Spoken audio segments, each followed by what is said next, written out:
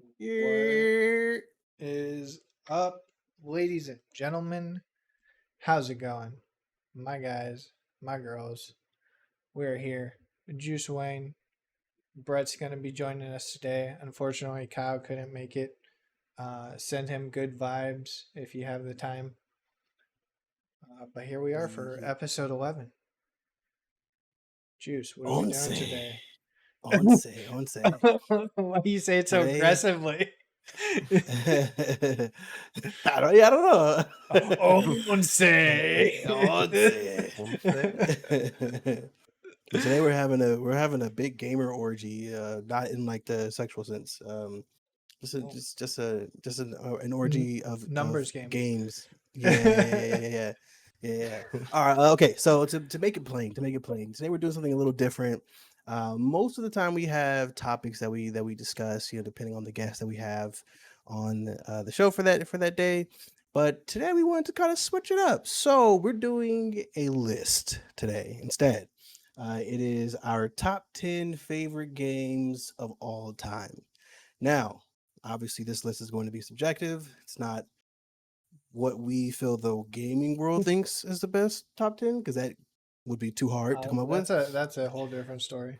Yeah, whole different story. It's going to spark Favorite arguments. games. It could be because the game is good. It could also just be because I had fond memories of something stupid about the game. Exactly. There's no like real metric to it. Yeah, it's all subjective. Because I died 5 million times in The Lion King. Right. Yeah, so that's what we're doing today. Really, actually pretty excited about this list. And obviously, anyone in the chat who's tuning with us as well, if you can think of your favorite games as we're going about our list, throw them in the chat. We want to hear what everyone else's favorite games are as well. So, I had to do a quick shout out to Dogma. I didn't get to say it earlier, but shout out to you, man. Over listening to some house music and playing Cyberpunk at the same time. That there must have been some real vibes for sure. So, yeah, shout out to you, Dogma. Going through blasting house. Yeah, I know. All right. I will say I did conform and edited the list last second, so now all three of us have one title. You know what? I don't think Brett's list is valid at this point. I think it's been modified too many times. Honestly, man, it's okay. If there's too many games. So like it takes time to think of like, oh crap, what games do I love? Think about like the last 30 years you've been playing video games. Like what's how do you even order that? But naturally though, I expect there to be just a little bit of overlap. If there is, like, we're not gonna be too surprised, and I think that's okay as well. Like I told Brett, this shit's gonna change like tomorrow or next week, anyways. True. A new top 10. Like, what were the last 10 games I played? All right, let's see. Coming in at number 1, Overwatch 2. No. We're not doing that. Not happening. All right, Mike. Good game though. Good game. Lead us off, my dude. You want me to lead it off? Okay, cool. So number 10 is a bit of a nostalgic game for me. It's Pokemon Gold. Pokemon Gold, man. Gold specifically? Yeah, that was the first Pokemon that my mom bought me when I was a kid. I don't remember which Game Boy I played it on. I want to say it was the Color. Yeah. I'm pretty sure it was a Game Boy Color. It could have been regular or color, but yeah. Yeah, exactly. But actually it was a color. I had the purple see-through Game Boy Color. Yeah, man, like that. I played the dog shit out of Pokemon Gold. I even bought a little Game Shark that I could use with that game. So after I beat it the regular way, then I went back and then cheated and just like fucking swam through Pokemon, like level 99 everything, in the first town. Yeah, man, I couldn't clock how many hours I put into that game, but Pokemon Gold, man, I'll never forget going to Goldenrod City and getting my bike for the first time. I was like, as a kid, I was like, I got a bike! Like that little thing had me so psyched because I was no longer just walking through grass and getting stopped by Pokemon all the time. So yeah, Pokemon Gold. It's my number 10, man. I gotta say, I did not expect a Pokemon title to be in your Yeah, I was a big fan of Pokemon when I was a kid, especially Yu-Gi-Oh and like Digimon, all those titles. I was really into it. I might See? still be into it. Can still name every Digimon known to man. Yeah, maybe. There's a few new ones that I haven't memorized. But, Pokemon Go. That's me. Are we doing like a rotation of 10? Or are we going from 10 to 1? How are we doing this? I think we should do rotation. So now you do your 10, and then Brett does his 10. Well, okay, so that's the thing. I think we should let Brett go first on this. Justin Okay. only likes 9 games, so no. Like ever in life, he's only ever liked 9 games.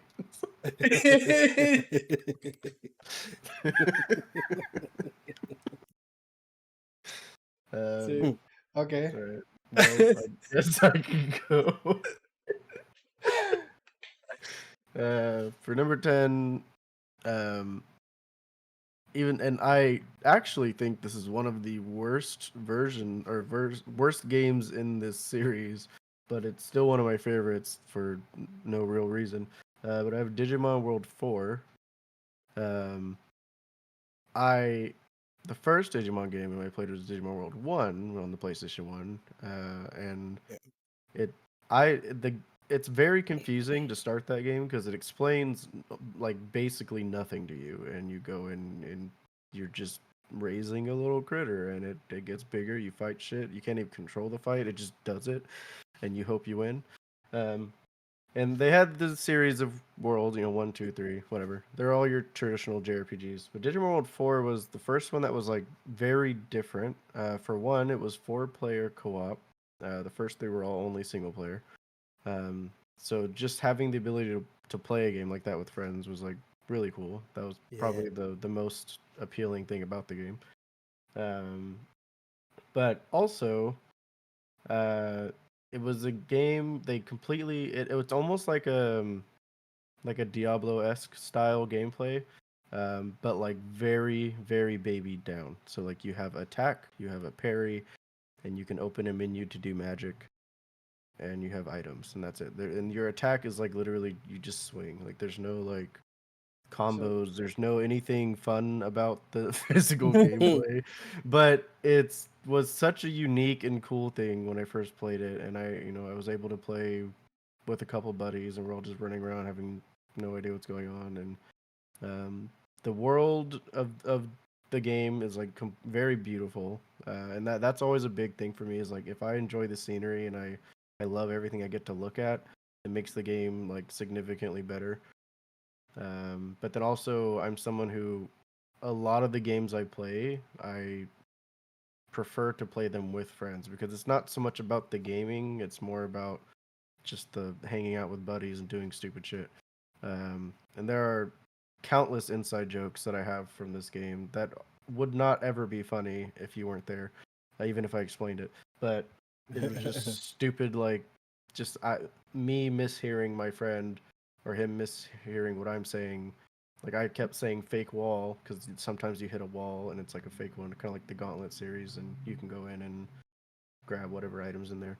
And I was saying fake wall probably like 2 hours, and my buddy Daniel finally, after like literally 2 hours, like, why do you keep saying pickle? And I was like, what?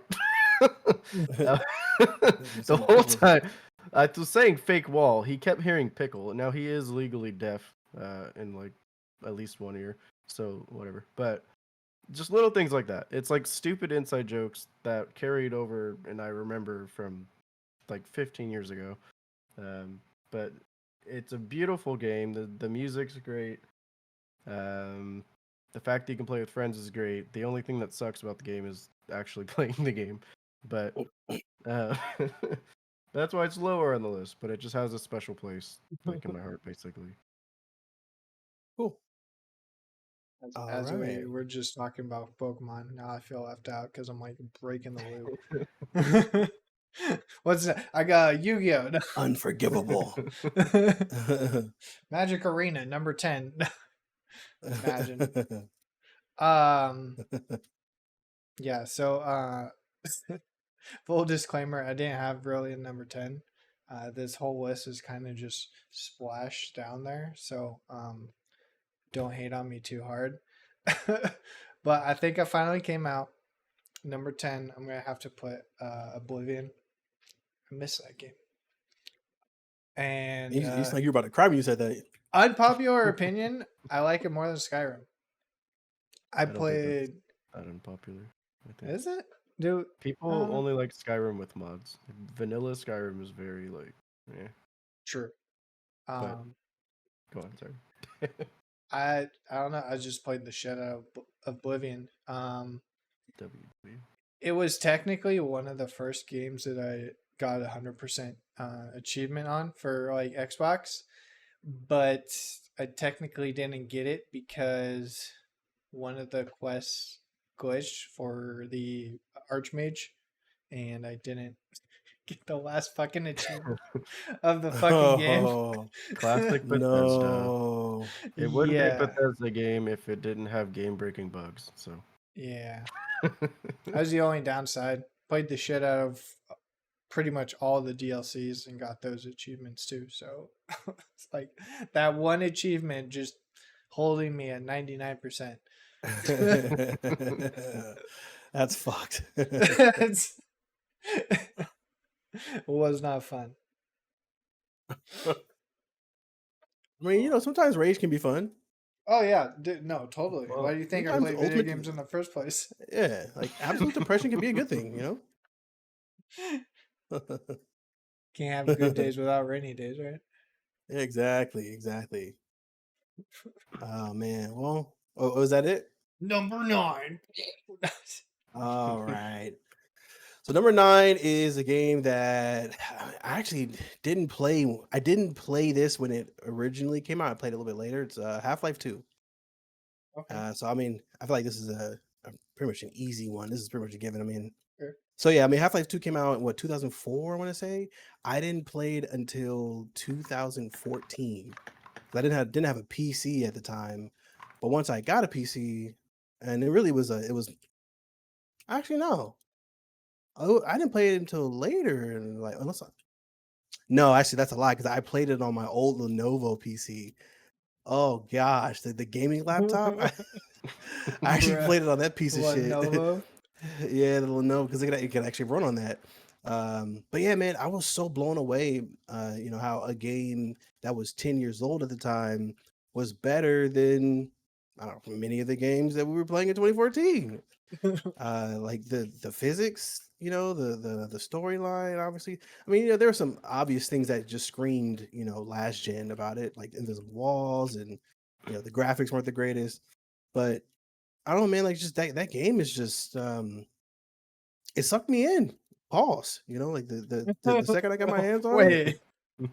Hey yo, yeah. That's- The second I got my hands on it, man, I just wanted to keep playing it over and over. I mean, I've ended up. I still have it on my current PC. It's still installed, and every now and then I'll like launch it and play it for like a good 30 minutes or an hour.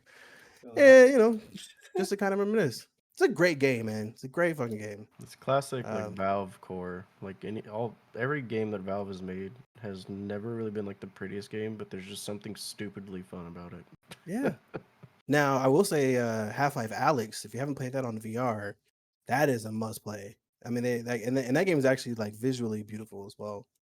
They finally did it. I'm just waiting for Half-Life 3, which we know is never gonna happen, but one can dream. When are Maybe we gonna do 2030. when are we gonna do the God, what's the SWAT game again? Already or not? Yeah, when are we gonna do that in VR? Oh, bro, that's right. We said we would do that in VR. I still guess it's got to be a side quest. I still need to get a headset though. Yeah, I have Okay, I okay, don't okay. have any VR. Yeah, man, That get would be one, dope, man. though. Get it. I mean, I have a room big enough to do it now. I've never did before, so I didn't see the point. But like, I maybe. may not have a room big enough, but I'll still do it. I'll still try at least. I'll try to line it up, see if it works. Can do the Rainbow Siege shit. Oh, geez. Bro, Siege in VR? Can Could only you imagine. I would be upside down in 3 seconds. Literally just physically doing this in a room. Trying to when fucking you lean on without corners. like any actual vision, so your balance is all fucked up. If you're standing, at least. I guess if you're sitting, it's not as bad. Brett, can we talk about your number 9 for a sec? Yeah, we sure can. Now, not everyone may consider this a video game, but I thought outside the box here. So just to kind of throw this out there, this is a modified top 10 because if I had done my true No top disclaimers. 10, No disclaimers. No disclaimers. It's gonna We change just- tomorrow, anyways. It It's on the matter. list. You just say it. No, Yeah. no, I genuinely love the shit out of this game. It has nothing to do with that. I'm just saying I'm trying to do a game from each, or one game per like. That still sounds like a disclaimer to maybe. me. But it was more fun for me because I just play too many fucking games, so it was an easier way to like condense. Condense everything. But for number 9, I just put Gartic Phone on there, and I fucking love Gartic Phone, and I will die by this game. Garden Phone could be pretty fun with the right set of people. Like honestly, my like ideal like day off of work would just have like 10 to 15 people join up in a Gartic Phone lobby and just do the dumbest shit you've probably ever seen. If you're not familiar with Gartic Phone, it's effectively like the game you might have played as a kid called Telephone, where you say something into somebody's ear and then they say it, whatever they heard to the next person, and by the end of it, it's something completely fucking different and not even close to the original thing, except the difference is you do it with drawing. So person 1 says, draw a goldfish in a bathtub or whatever. The person 2 draws that. Person 3 names whatever that drawing was to whatever they think it should be called. And then the cycle just continues. And by the end of the whole series, you just get to see what the original idea evolves into over time. And then you also get to see creative artwork Yeah. from everyone along the way. Creative's the word. How they interpret these different things. And it's something that I could never take seriously, and nobody should take it seriously. Agreed. But it is just some of the most fun I've genuinely had, like since that thing has come out, has come from that game. And if how you classify it as a video game, because it is just a browser thing, I don't know, but it's something. It's a game. We all play it. It's electronical. It was close. Play it on a video device. Yeah, it's all Yeah. good. I It's mean, that's electronical. totally fine. Totally fine. But I see nothing wrong with that. I fucking Gartic love Phone, I've had some pretty solid laughs playing that game, and I'm not one for like drawing games on PC. I mean, like I hate playing like Scriblio, for example. Yeah. But man, Gartic Phone has had me crying at times, just yeah. in tears with like the way that we evolve things. Scriblio or other things like that, I don't like as much either, and I actually love drawing games, but that's just because it's more of just who can draw the best typically performs better. Yeah, It's just to get what is this thing and people guess it, but like the whole fun of the reason why Garden Phone is fun is because you don't know what the fuck you're gonna see by the end of it. Yeah, Plus they have a bunch of it different turns game into some modes. fucking nonsense. They have like the animation ones, or the ones where there's a mode where you have less and less time to try to copy the previous drawing. So by the end of it, it could have started off as like a really nice thing. By the end of it, it's like 2 lines, and you're like, "What the fuck?" You're like, I only had 6 seconds to draw. But yeah, I could spend an almost endless amount of hours playing that and just have a great time. It's a good choice. I see it though. All right, my number 9. I'm gonna start it off. I'm gonna start off the Call of Duty train. Sorry, guys. Yeah, here we go. Here we go. Number 9, I'm gonna put Black Ops 2. More for just how much time I put into it, multiplayer wise. Yeah, that's pretty much it. I kind of just like shoved like the first couple 10 games that came into my head and just kind of tried to order them as best as I could. No But disclaimers. number 9. No, I mean it was hard because I actually put Black Ops 1 at number 8, Black Ops 2 at number 9. So kind of Yeah, like go hand in hand, but I did enjoy the campaigns, but true. definitely more memory with the multiplayer for those two. Oh yeah, As I'm a multiplayer whore for sure. as you guys Mhm. can attest,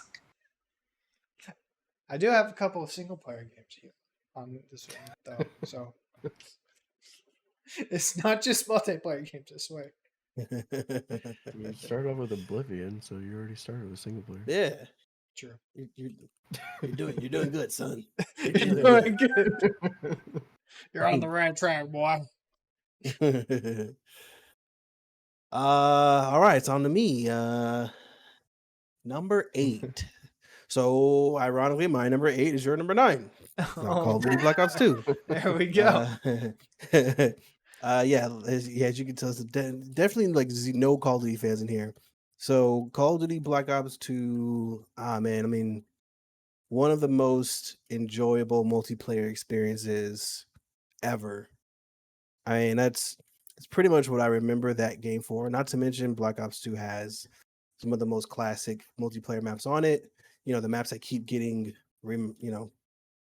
put into every Call of Duty since then. So, standoff, raid, I'm slums, I mean, I uh, don't know how much I like it, but Hijacked has definitely been redone.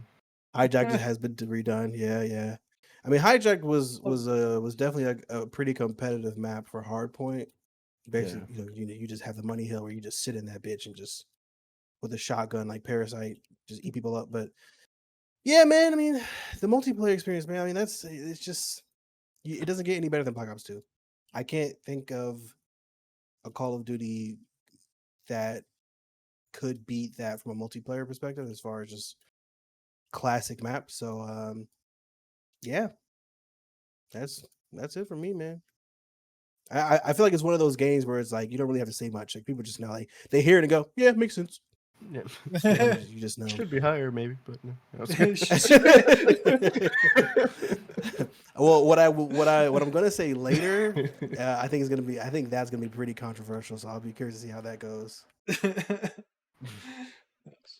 All right. Number 8.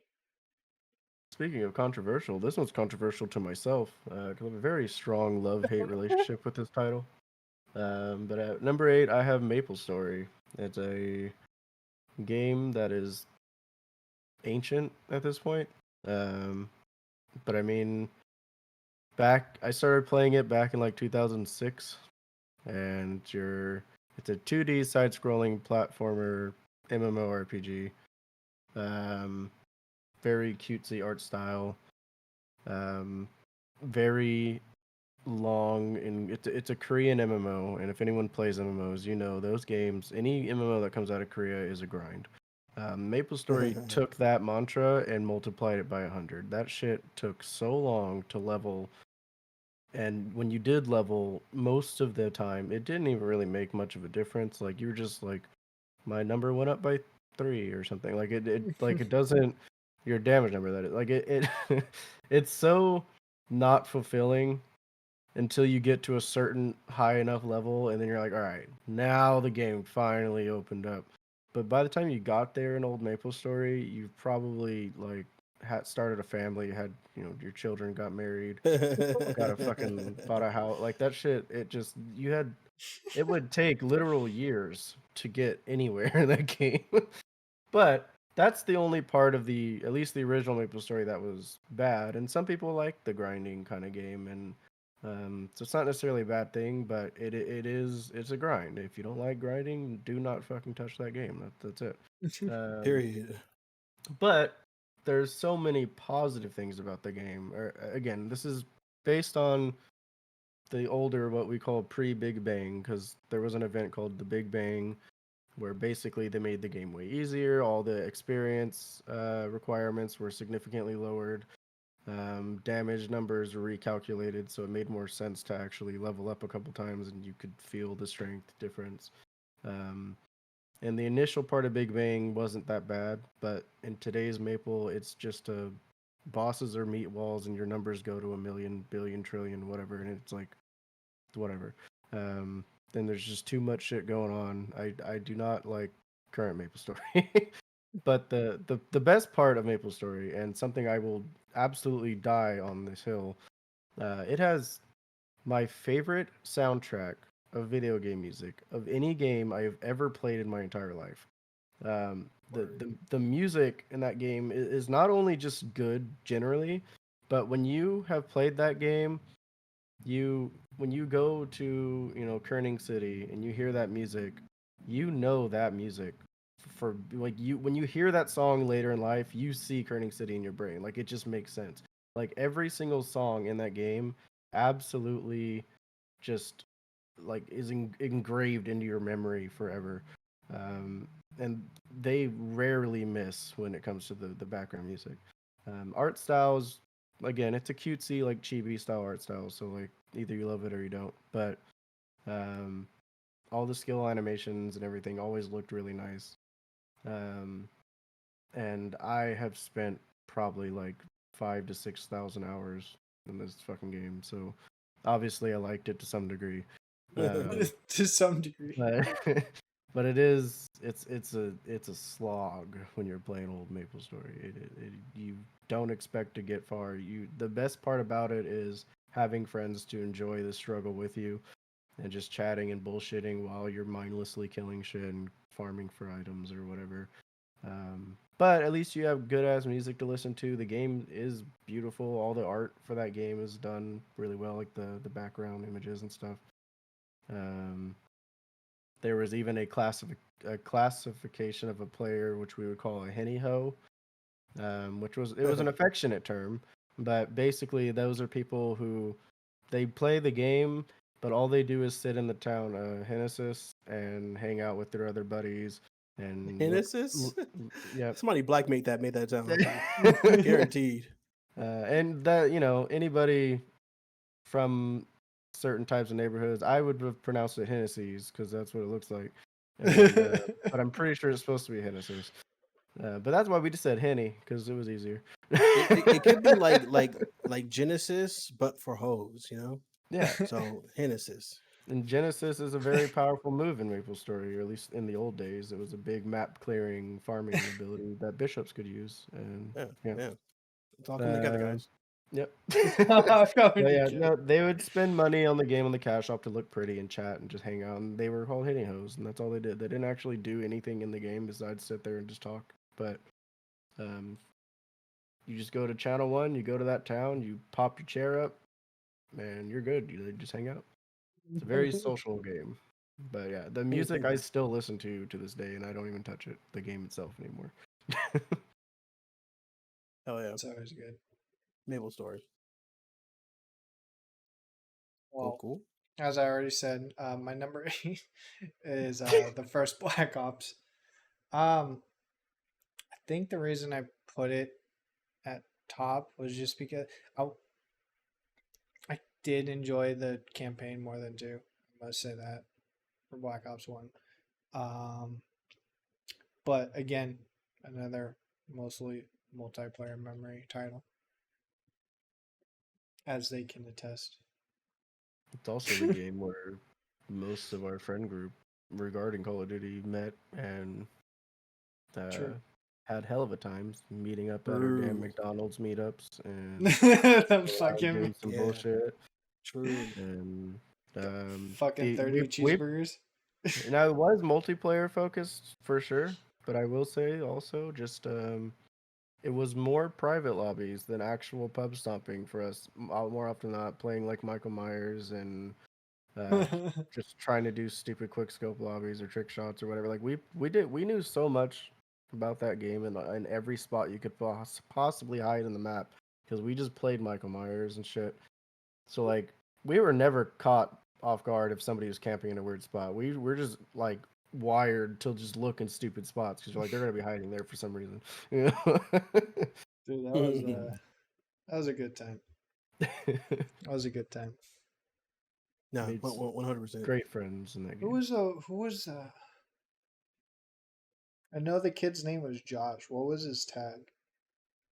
The kid who always ran the Mac 11 or Mac 10.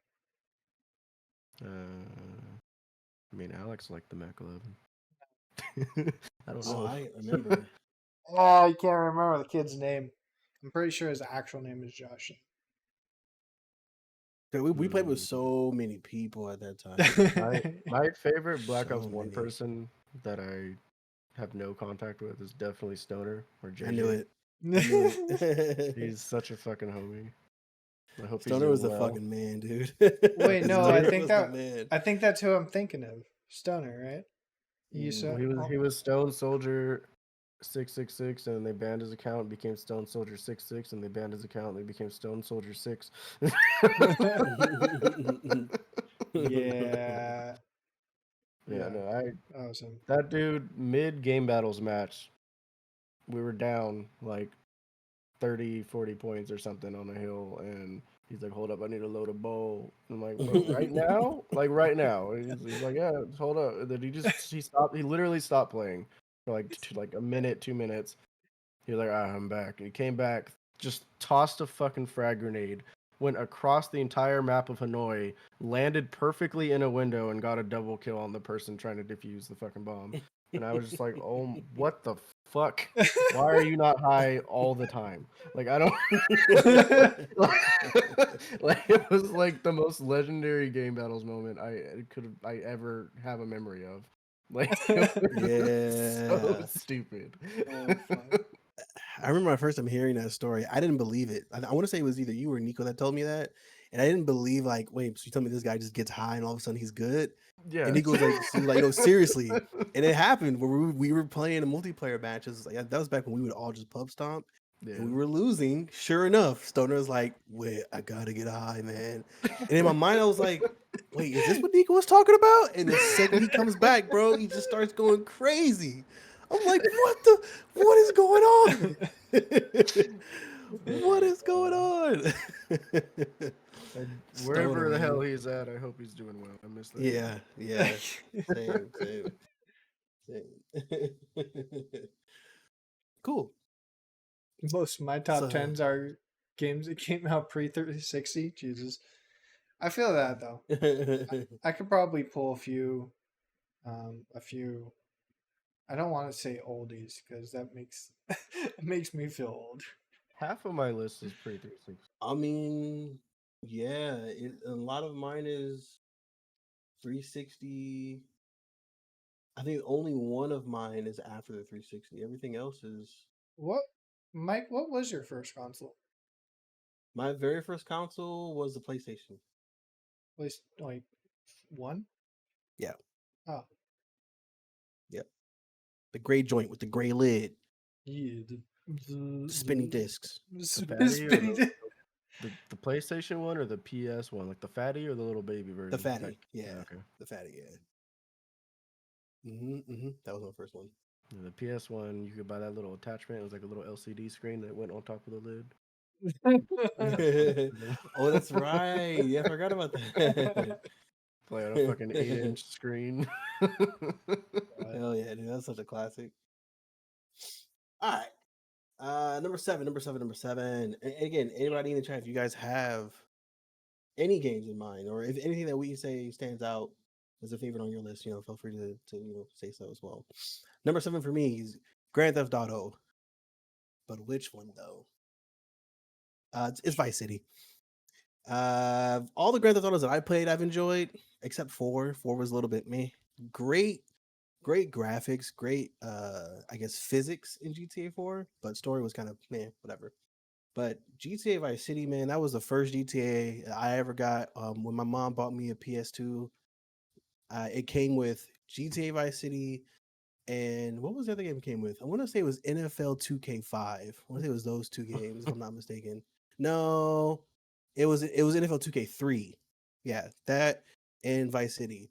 And I played.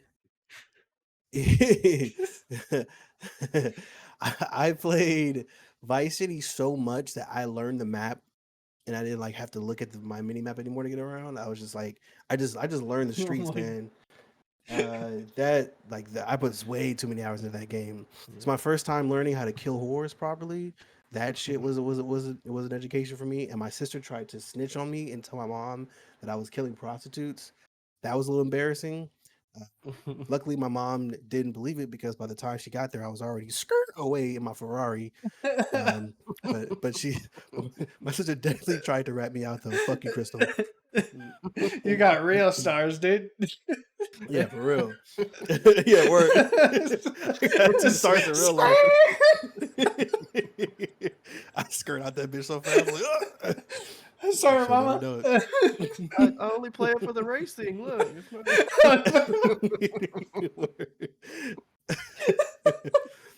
Yeah, I mean the shit that you do as a kid playing those games just it's ridiculous. I just Luckily needed a that little that extra didn't damage me. health. I don't care about that part. I was just trying to see like if I could get more money out of them after I finished paying them for their services. That was really my test. I was like, will they give me more money or am I just like getting my money back? Yeah. I couldn't tell as a kid. You get like $50 extra because you just get money for killing people in general. So. Yeah, I mean, pretty much. But yeah, man, like the story was also really. I mean, as a 13-year-old, I'm not necessarily playing something just for like the richness of the story, but I will admit that I mean it was one of those games where I didn't mind watching the cutscenes. That was one of the first games where I would stop, watch the cutscenes, listen to what they're saying. You know, I'm not the kind of person that's just gonna like skip through. I always feel like if I skip through a cutscene, I'm gonna miss something important. So Yeah. I would just watch them, and yeah, I mean it captivated me. It was a great game. Obviously, the GTA's that came out afterwards are just better games in general, but for nostalgia purposes, Vice City just got a special place in my heart. I think if we have a couple extra minutes, I want to do a little baby 2-second honorable mention regarding a Grand Theft Auto game, but it is not on my list. But for number 7, for me, I have NFL Street 2.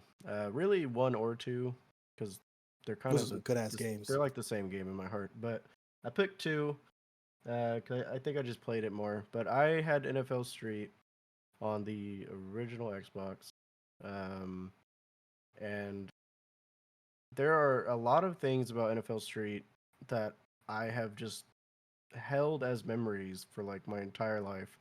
The fact that on the Xbox, it was supposed to, and it still kind of is to today.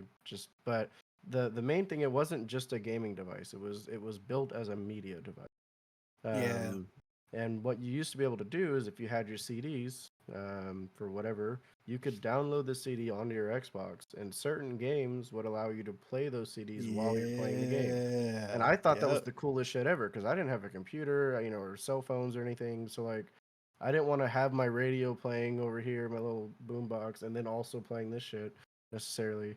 But it was cool to hop in a game. I'm doing the what I don't remember what the fuck they call it, the like beat the street or whatever, like your my player mode.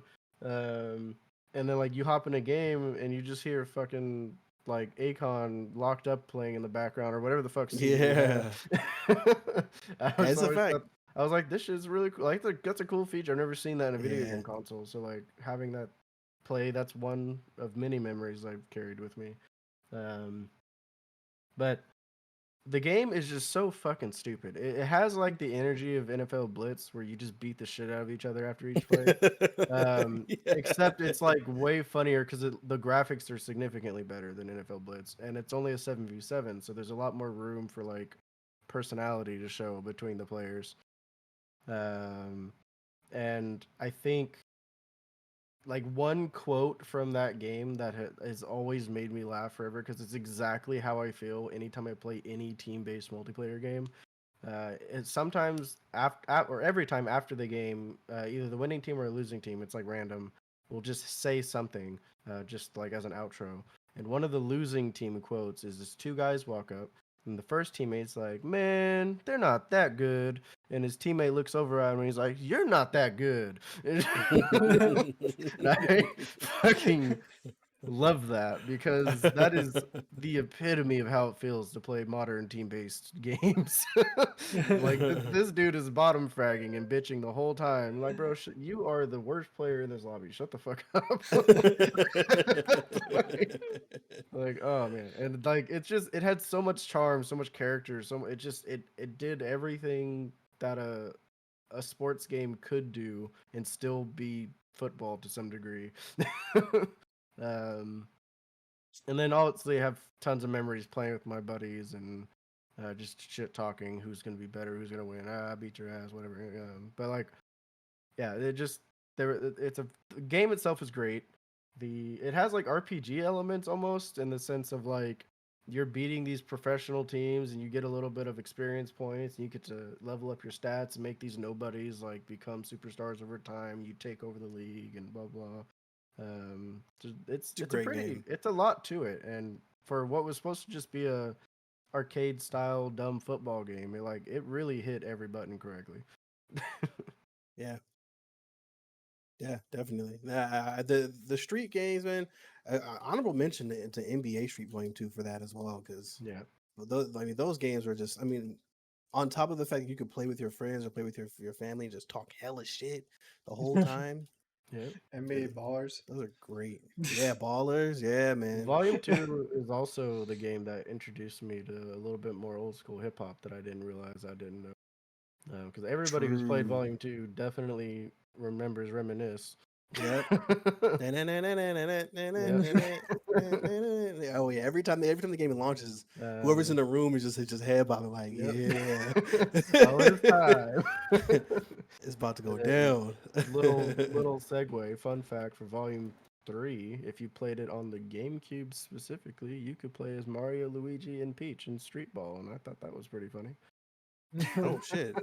Mario was the shooter, Luigi was like a center, and then Peach had all the handle. But Peach just breaking your ankles and crossing shit. people, bro. God damn. Peach got hands.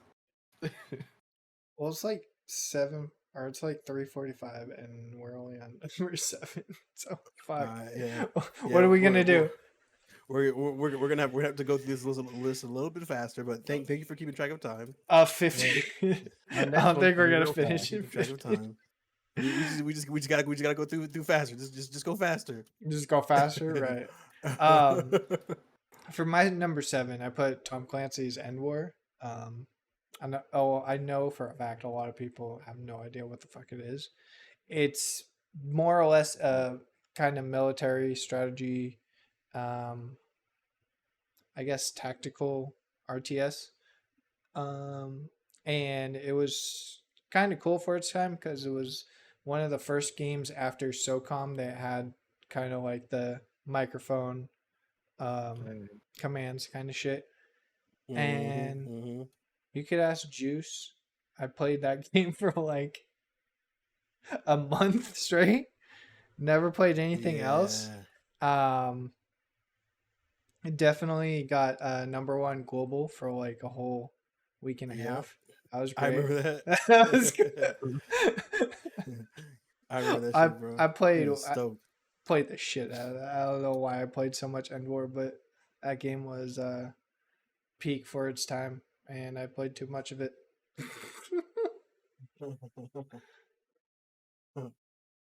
Yeah, that's awesome. Yeah, I do remember coming over like every day. You were just playing that game. I was like, bro, I'm number 10 global. Like, bro, I'm number 5. Like, wait, you're actually doing this right now. Fucking. Oh, dude, that was a fun game. Kind of sad that it didn't last. Well, for number 6, we are back to the Call of Duties. Back to while Black Ops 2 is my favorite multiplayer, Black Ops 3 is like my all-time favorite Call of Duty for the multiplayer as well, but also just for the competitive scene. That was by far the best in my opinion, the best Call of Duty for multiplayer. It had the most hype. That game required the most skill out of all of the CODs. It seemed as if the World League wasn't necessarily peaking, because a lot of people definitely didn't like the jetpack era, but of the jetpack era, it was without question the best version. Yeah, man, like that was one of those games where you had to kind of put in the work in order to be good at it. Just muscle And memory. yeah, and I really really enjoyed Black Ops 3. I mean, the zombies were okay. A lot of people, like a lot of the zombie lovers, will say Black Ops 3 had one of the best. I couldn't tell you because I didn't really play it. I was too many GBs and wager matches to even care about anything happening in zombies, but a lot of people thought it was great. So shout out to the zombies community if that is your favorite. But yeah, Black Ops 3. I'm not gonna take up too much time here. We're just gonna keep moving on. Keep moving on. Moving Alright. on And number 6. into Black Ops For 2. me, we're back at Black Ops 2 again. This is where I colluded or whatever. Black Ops 2 is my favorite Call of Duty ever. I have technically more fond memories with friends in Black Ops 1 for sure, but Black Ops 2 was a game where I genuinely think I was just that fucking guy, and I could have ran anybody in the world, or at least kept up with anybody in the world. I have played countless pro players and what do you call it, league play.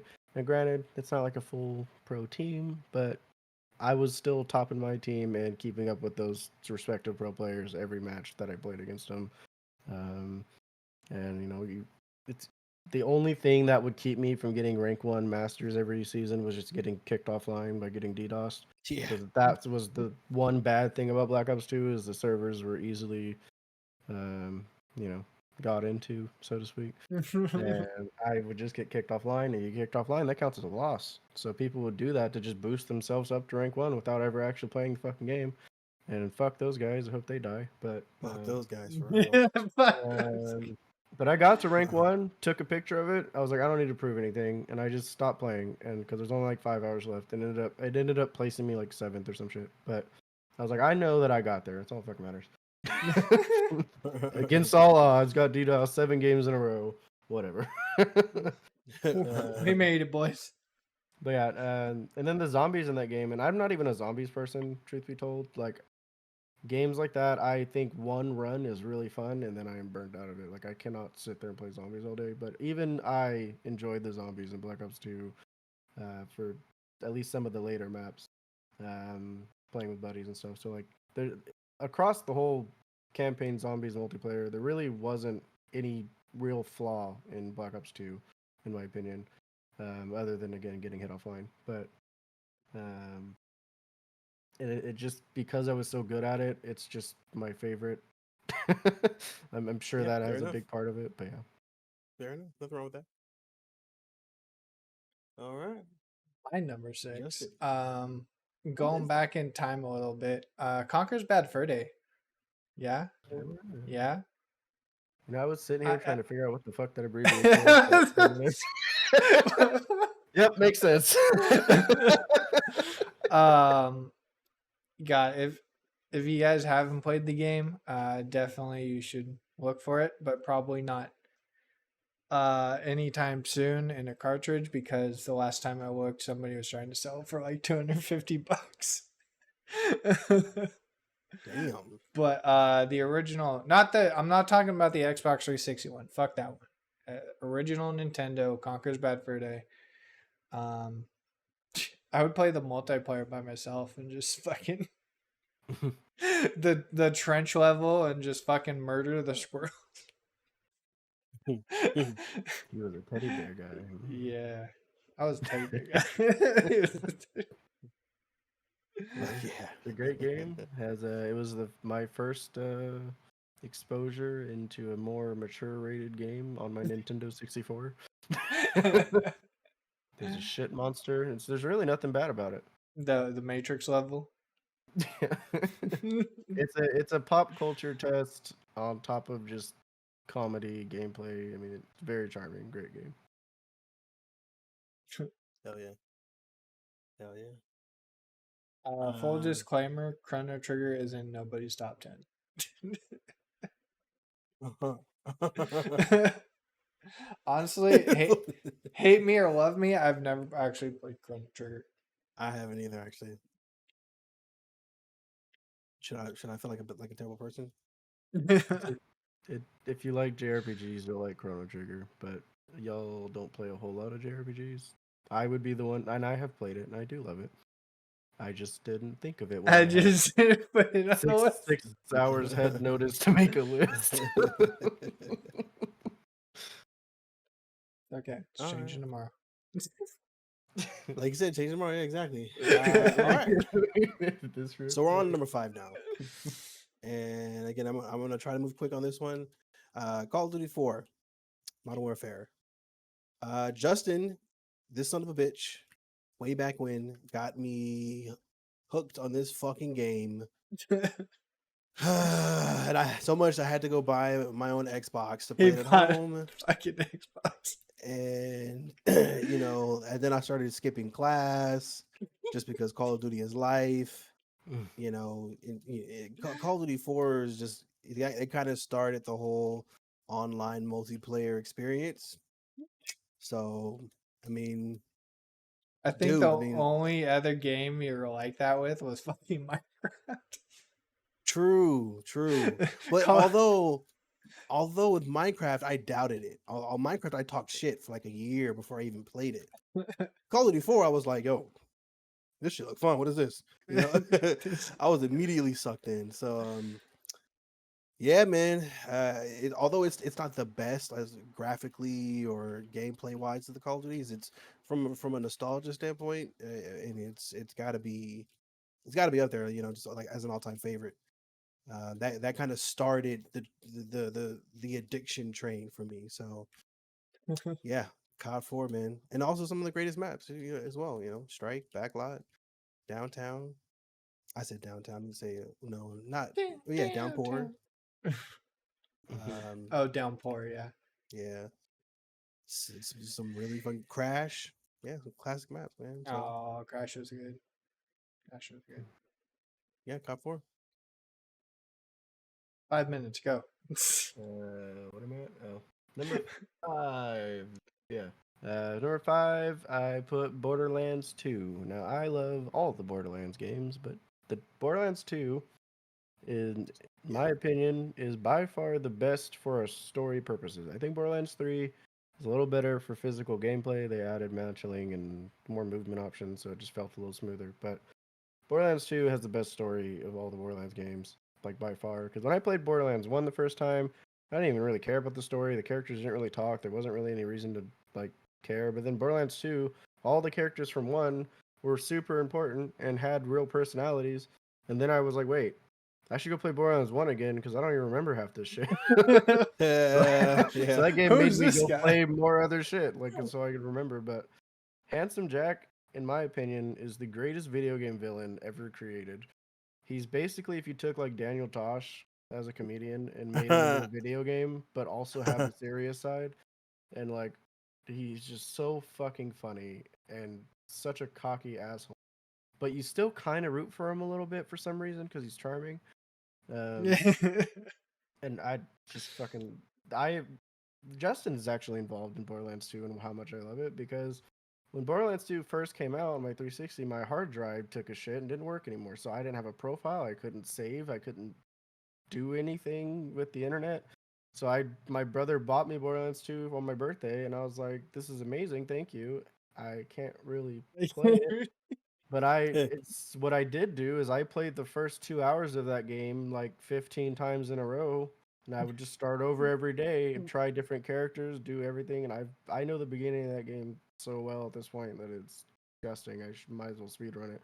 But Justin was like, I really want you to play Call of Duty Black Ops with us because we need you to carry. And he literally bought me a new fucking hard drive and sent it to me just so I could play Call of Duty with him. Hell yeah. The boys. For the boys. He was like, we need you back, please. And because of him, I not only got to play Call of Duty again, but I got to actually experience Borderlands 2 finally instead of just the first couple hours over. Fuck yeah. Yeah, Handsome Jack sells that game by himself. Like, there's a lot of great things, but best villain I've ever seen in any game. Handsome Jack was a badass. Yeah. Handsome Jack. My number 5. Star Wars Fallen Order. If anybody hasn't Great played game. that yet, definitely should. I chose it over the second one just because I feel like even though the second one's a little harder and I don't know, it tries to be harder and tries to throw in kind of other dynamics of enemies and shit like that, but I just feel like the story and everything else is more straightforward on Fallen Order, and I definitely liked it a lot more. There was one point, full disclaimer, I was mostly playing Grandmaster on number 2, but the game took so goddamn long. Yeah, I was only like maybe 75% of the way done. And I was just like, bro, I just want to finish this game. So I just I put the slider all the way back down to story mode. Just so I can fucking finish the goddamn game. Because here I am like 20 hours into fucking Grandmaster. And I'm just like, bro, is this becoming a chore? I'm forgetting what the story's even about. So I'm just gonna like Yeah, not to mention those games, the harder difficulty isn't necessarily harder. You're basically playing a rhythm game at that point. You just have to memorize the fights. Like, you can't, it's not reactable for a lot of the stuff. So the big thing between 1 and 2 is 1, Fallen Order was the same enemy type thrown at you in like, multiple scenarios, multiple people. This one was more multiple enemy types. So the fights were harder, but they were also more challenging, of course, because it wasn't the same fucking unit every time. Yeah, I was more speaking of the first one, because the first one, it's like literally scripted fights. You just memorize the fight and you just go through it. Exactly. Yeah, that was my number 5. Easy. Oh, bad cat. Yeah. This is where it starts to get fun for me, man. Number 4, Metal Gear Solid, Sons of Liberty, aka Metal Gear Solid 2. So anybody who knows me knows I love sneaky games. Anything that requires espionage, you're never gonna see me. They're never gonna see. I love those fucking games. Or they are my favorite games to play. By far, is my favorite type of game to play. Metal Gear Solid, combining the espionage along with one of the most complex storylines ever told in all of gaming, just makes just a phenomenal combination. So, Sons of Liberty, that was like I said, second game in the series. Yeah, man. I mean, it's one of those games where I played it once on easy just to kind of beat it, get out the way, and then tried to beat it on every difficulty after that. It's just it's such a classic game. You play a game too much when you can rush through it in like a matter of 3-4 hours. Like, yeah, I know all the little secrets and all the which ways to go. I love that game, man. Metal Gear Solid. Sorry, I just made I couldn't contain myself because I saw Can't. fucking a whole cat ass on screen for a second. just like fucking. I can't say I'm surprised he has a Metal Gear game on his list. Yeah, no, Oh, Metal Gear Solid, the whole series is great, and they're remastering them now. So They that are. remaster's coming out pretty soon. I'm taking days off of work just so I can stay home and play it next Oh next my month. god. The play remastered 3 Snake Eater remaster. You fucking serious? Have only played Yes. Metal Gear Solid 1, so I'm gonna get the remaster and actually play through them and have it be prettier. So. Yeah, exactly. Have a bit prettier. Not to mention the controls can be pretty confusing on the classic Metal Gear Solid. Yeah, the so PS1. That's the one I improved played. Controls would so be I was really like, nice. Yeah. Let's see, Splinter Cell. Yeah. Ghost Recon. I I liked some of the older Ghost Recons. Mm, yeah. The more Um, open world ones are kind of like, I'm not gonna say I didn't enjoy them, but I didn't finish them either. um, Ghost Recon Future Soldier was my favorite of those campaigns. Oh yeah, that They was fun. That one was fun. that was such a good game. Again, they introduced that more like sneaky espionage kind of. Well, not really introduced because the previous ones were kind of like that as well. But when you're getting like the cloak, that you could get with with your character and shit, Oh it's yeah, just yeah, just yeah, instant hard on for me. Pause. yeah. And What the hell is this off the number boner four you talk. got? Yeah, what's this Number number four? four. Number four is in my top 3 RPGs of all time in general. But Ni no Kuni: Wrath of the White Witch is a JRPG with the art style of Studio Ghibli, which a lot of people love Studio Ghibli films and how amazing they look. Um, the soundtrack for the game is basically flawless, and the gameplay is some kind of combination or amalgamation of Final Fantasy, Pokemon, and the Tales of series. All the good parts of those 3 different things put into one thing. So it's beautiful. It plays great. Sounds great. That there is nothing bad about the game. Um, it is a little on the cutesy side.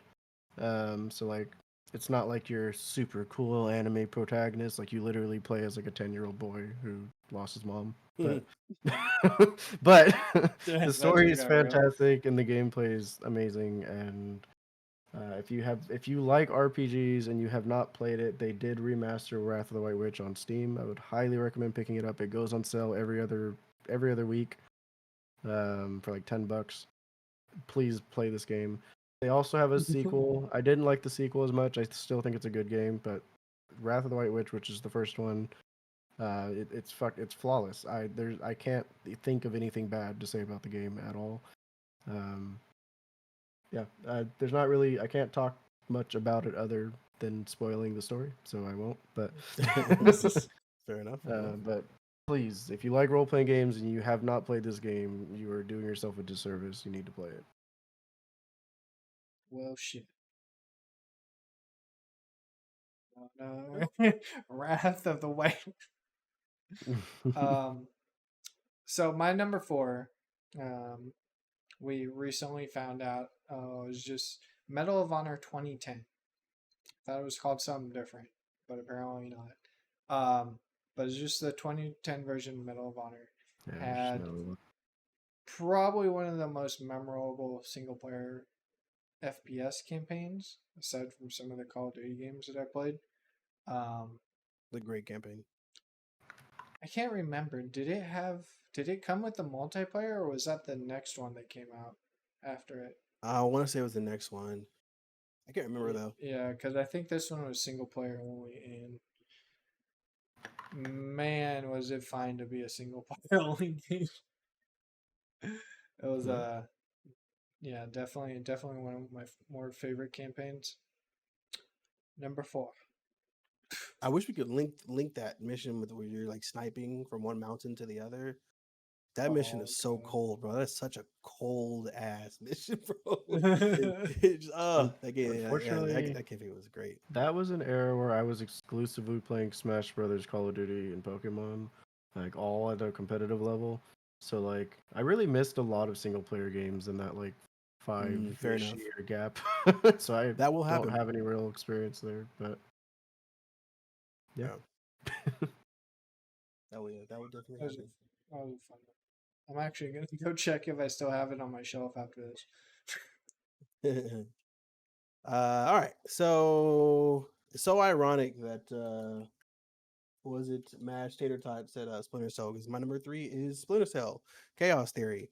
Again, we're on this theme of espionage, sneakery, and all that good shit, man.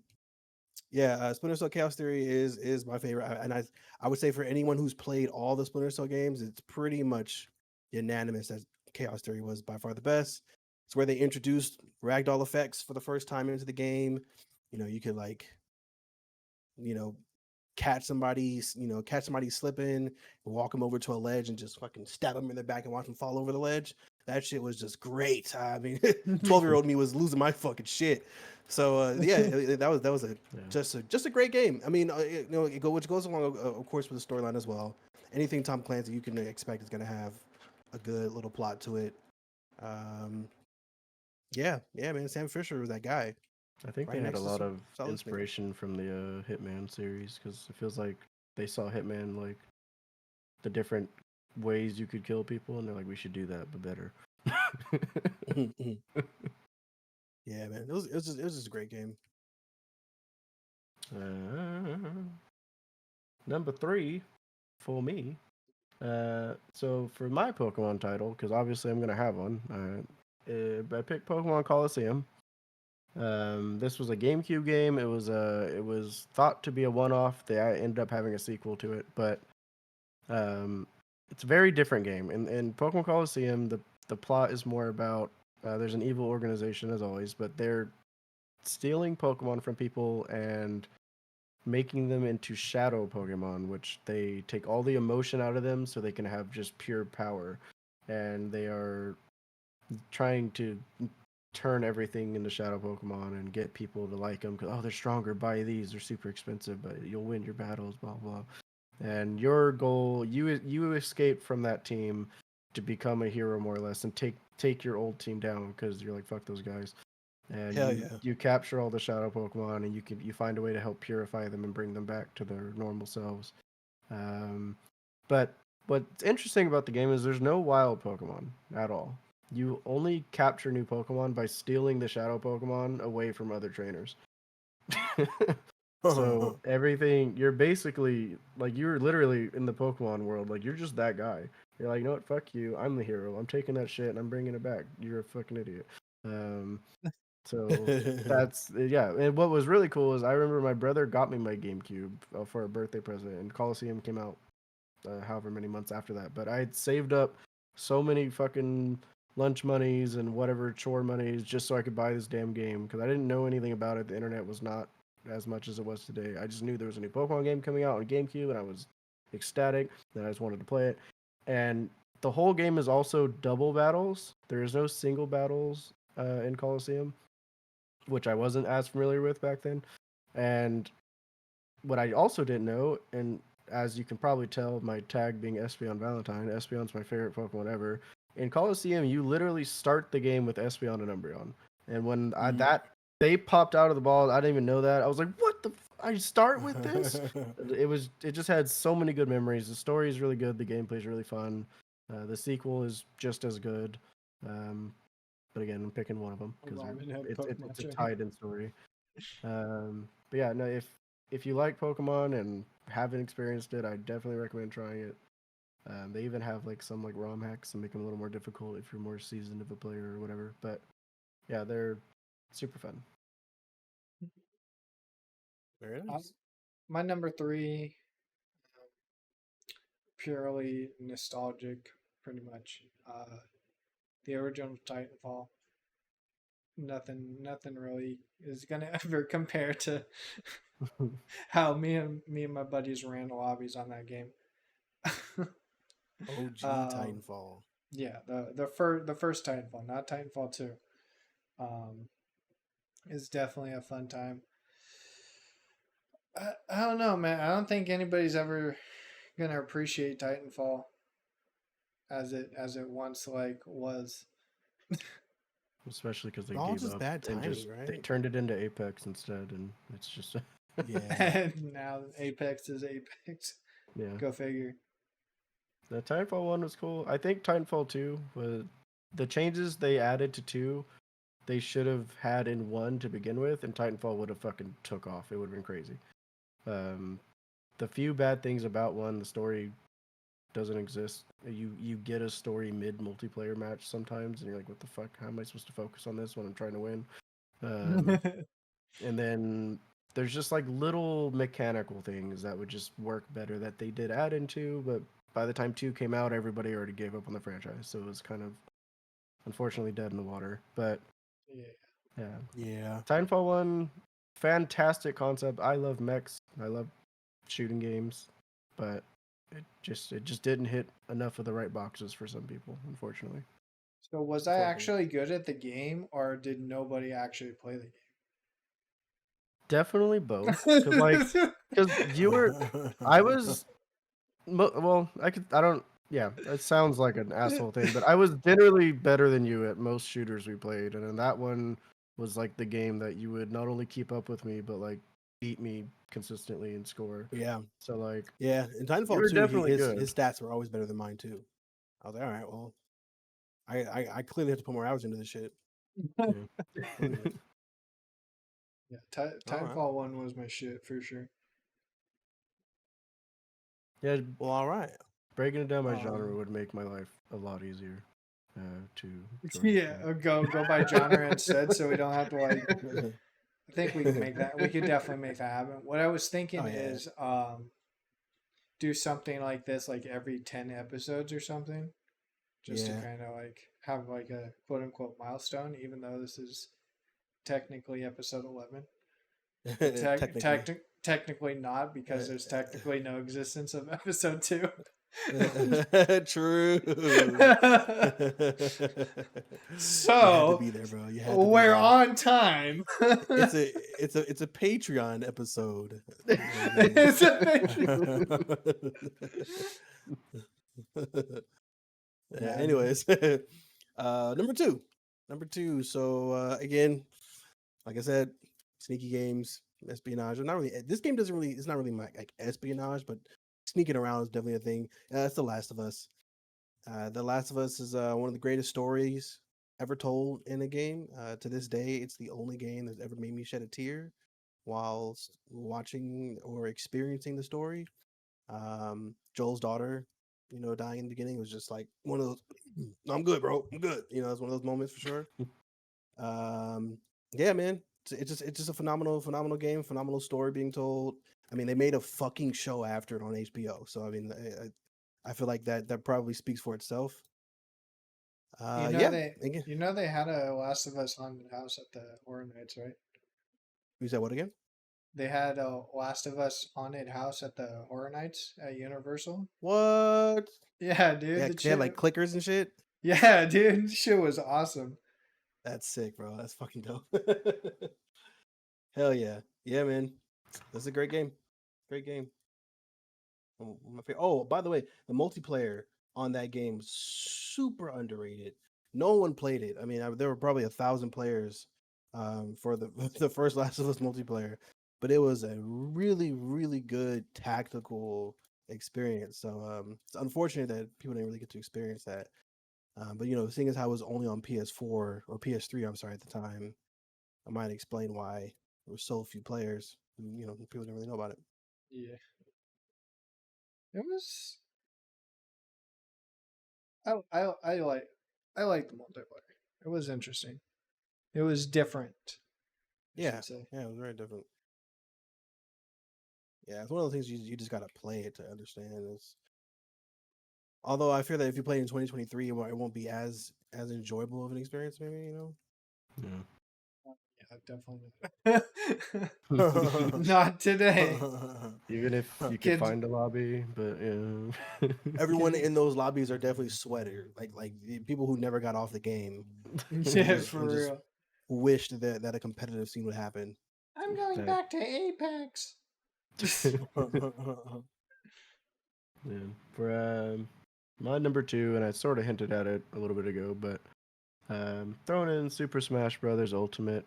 Now I've played every fucking Smash and I love all of them, but the only reason I had Ultimate edge out as far as being my favorite was just for the fact that I have so many fond memories of being with my group of people, going to different tournaments, having nights drinking, playing games all night, just talking shit.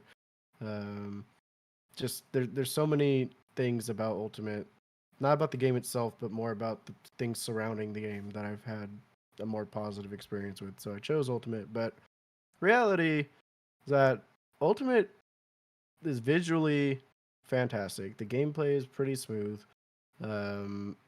It's one of the most balanced Smash games ever, and there is still a best character and there's still a worst character, but like it's nowhere near as bad as any previous title with how good the best character is. Um, so like truly any character can win to some degree. Um, there are I've been playing Smash competitively for 15 plus years, so it's something where like I'll never not like playing Smash. So it's gonna be pretty highly on my list because it could be anywhere, and like we could be at a random bar and I could hear fucking controllers clacking. I'm like, brother playing Smash somewhere. I could hear that shit. Like like I'm a fucking fiend for it. But um, yeah, I think going to like the Genesis tournaments, Mike was there for at least one of them, so he kind of got some of that experience too. But just Yep. hanging out with all the boys and just going playing our brackets, probably getting shit on, but having cool moments. Yeah. It was a hell of a time. And like I have fond memories of like beating top players. They aren't a top player in Ultimate, but I beat them. And like he's a top melee player, but you know what? He lost to me 2-0. So and he outplaced me in the tournament, but that doesn't matter. Because I beat him. I was better in that moment, and it's just I don't know. It's a lot of fun. We're like there's so many fucking characters in that game. Like there's over 80 something characters. You're bound to find at least one that you have fun with, whether they're good or you're good or whatever. Doesn't matter, but you're gonna find one you like. And um, yeah, it's not like a whole lot to say about it, but just tons of fond memories of the game. Fuck yeah. My number 2 is Halo 2. So not surprising to most, I'm sure. Definitely. I mean, between Halo 2 and Halo 3, which is number 1, by the way. As if nobody saw that coming. I mean, they had awesome campaigns. I played the literal shit out of them in multiplayer. I was actually semi decent at them in multiplayer. And yeah, just Halo 2 and Halo 3 were just chef's kiss. Like, Chef's kiss. Fuck yeah. I don't know how else to say it. Like, Fuck yeah. Halo 2 was what started the like the party, split screen, 4 of your buddies in the same room just fucking screaming at each other. For me, I realized that like you could do the same thing in Halo 1, but I feel like Halo 2 was when it really kind of blew up, and people who didn't necessarily pay attention to Halo 1 were like, wait, Halo 2's Yeah. out now, and yeah, like that Halo was 1 in a lot its of original screaming. time was mostly known for its ridiculous cinematic campaign and everything. And you could still play multiplayer with your buddies, and it's fun. But like I just played Halo 1 yesterday, um but it's very different game. Halo 2 has all kinds of different you could call them mechanics, they're bugs. So you can shoot like 4 times in a row or melee at max speed or do all kinds of shit. BXR. Yeah, BXR, BXB, all this dumb shit.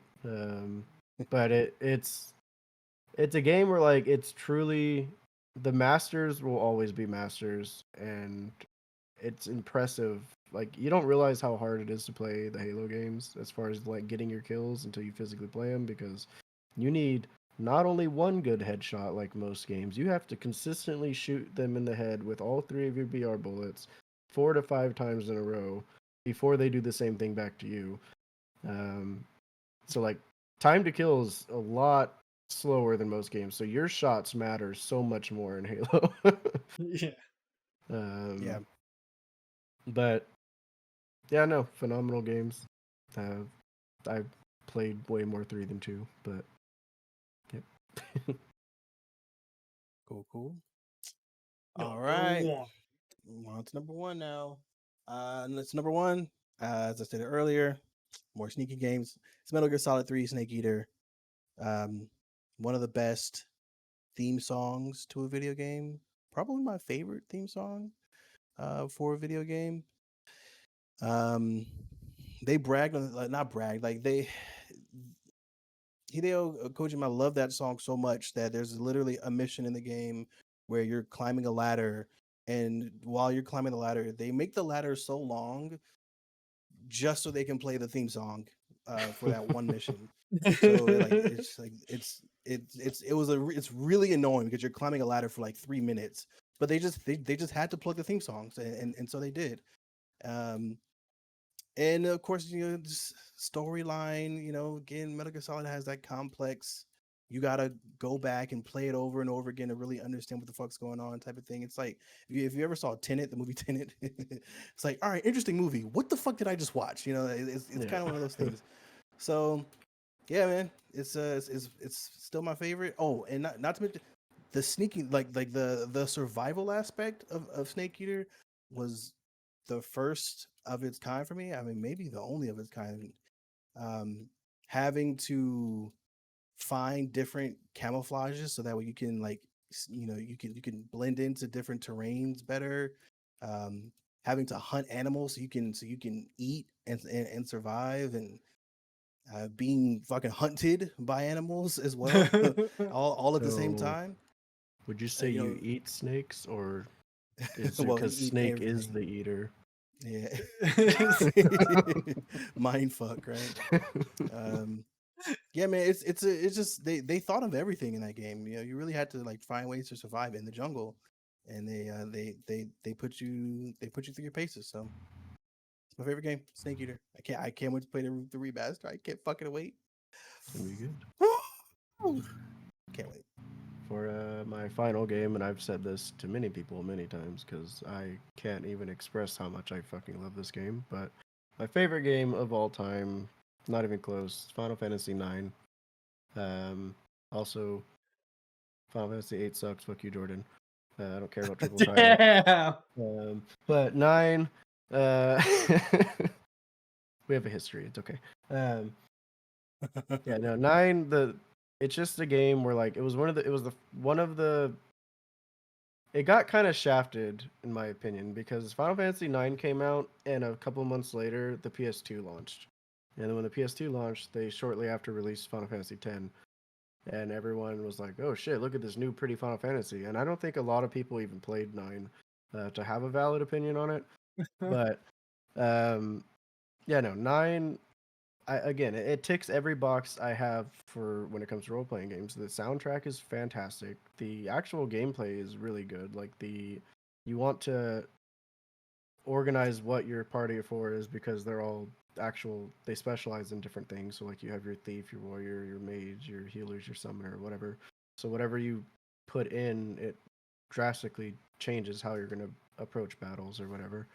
The story, it is honestly, if you really like play the story and get a connection to these characters, very just it's very like dramatic. It's very heart wrenching. Where it's something where like the main character is this guy who's always happy go lucky. He's always trying to help anyone. And there comes a point in the game where he starts doubting himself, and he's like, "What is he doing all for? What does it matter?" And that scene when you're that invested in that game, you're like it really hits you because you're like, dude, this is the guy who has always been there for his friends and has always had um, just the uplifting, positive morale and wanting to just be like, "Hey, we're all gonna make it's me fine." And even he's given up at this point. So it's like, what hope do we have? And you just see his friends coming up to him and trying to be like, "Hey, we're gonna make it," trying to like bring him back, and he's like, "I don't fucking care. What's the point?" And it's like just that one scene, like the scene and the music for it is called "You're Not Alone." It is ridiculous, um, and there is a lot of comedy in it, and I love when games have touch on comedy in a classy way. It's not overdone, and they absolutely nail that. Um, the art direction, as with most Final Fantasy games, fantastic.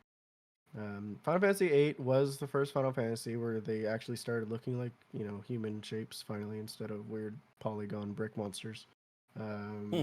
but nine took that same logic and actually just improved on it so much. Like every character had crazy different proportions, but it all made sense. It all fit. It all like it looked so nice. And if you have like nostalgia boners for old Final Fantasies, there's tons of stuff in 9 that references old games. You got like the mirrors representing the old crystals from the first Final Fantasy. You get the airship you get later on represents something from Final Fantasy IV. There's literally a quote in the game says, "No cloud nor squall shall hinder us," and squall being 8's protagonist name, cloud being 7's protagonist name. Obviously, there's like your love story. Like it touches every damn angle of a story you could tell and meshes it all into one beautiful masterpiece. And I just fucking love it. Fantastic. Fuck yeah. I dig it. Fuck yeah. See, 4 probably your all-time favorite. 4 is my 4th favorite. Ironically. I've only played 10, so I played 7 and 10. 7 and 10. So The only Final Fantasy I genuinely dislike is 2. I didn't love 8, but I don't hate 8. I just 2's bad. It's objectively bad. it's bad. It's literally RNG if you get to play the game or not, so it's bad. Gotta love that. Well, finishing things off, as I previously said, Halo 3 got to come in at number 1 from me. Again, played the shit out of multiplayer. Played co-op campaign way too much. Probably one of the more satisfying rank experiences I've had outside of Titanfall. So that was fun. They also have the skull for "I Would Have Been Your Daddy," which just makes grunts and aliens say weird shit, and it's really funny.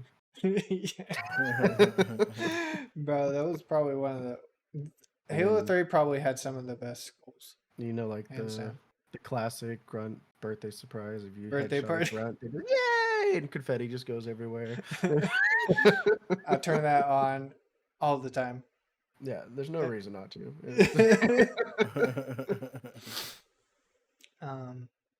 But yeah, it was a quick top 10.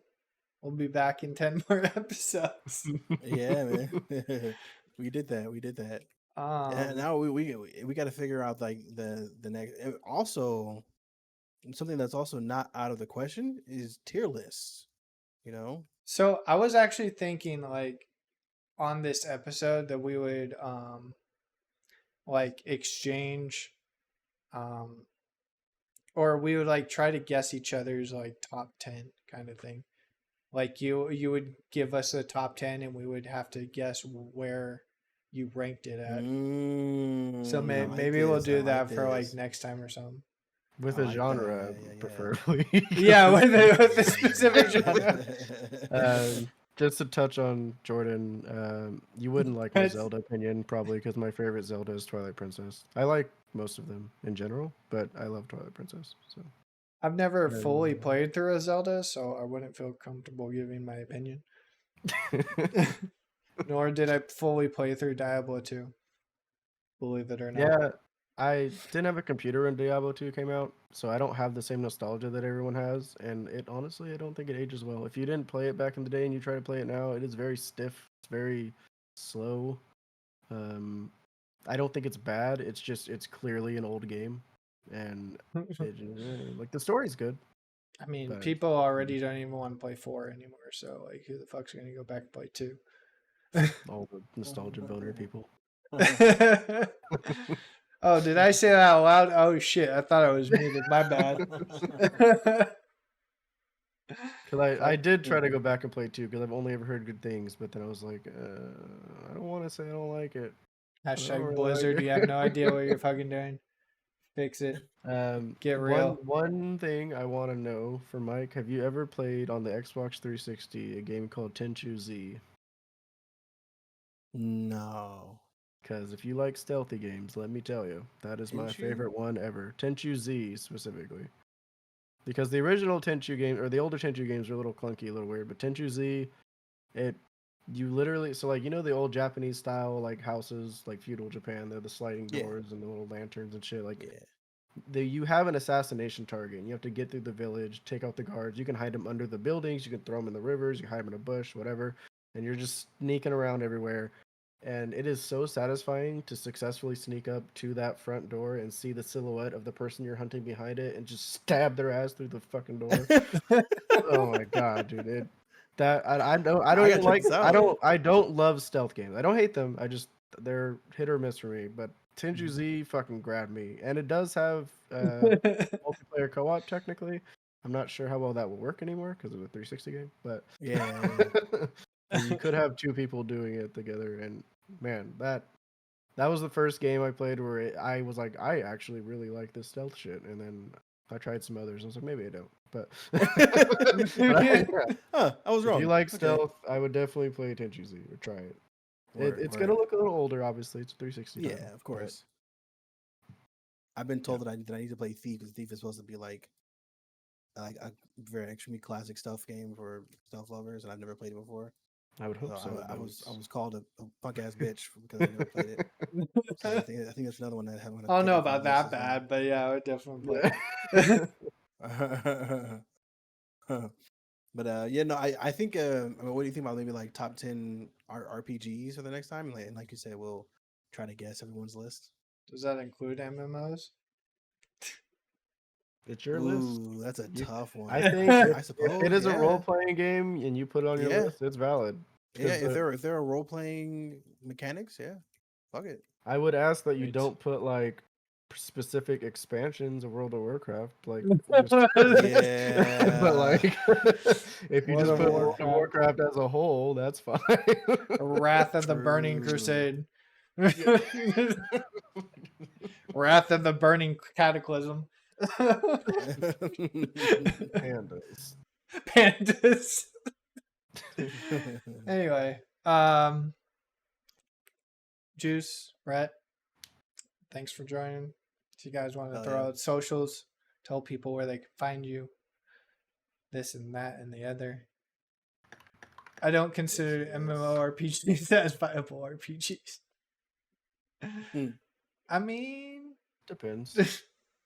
true, but yeah, I think maybe. in most of the Not time I true. agree, but Final Fantasy 14 actually is a good story. So I don't know. Not many have memorable stories. 14 is a good story. You can find me here. Hi.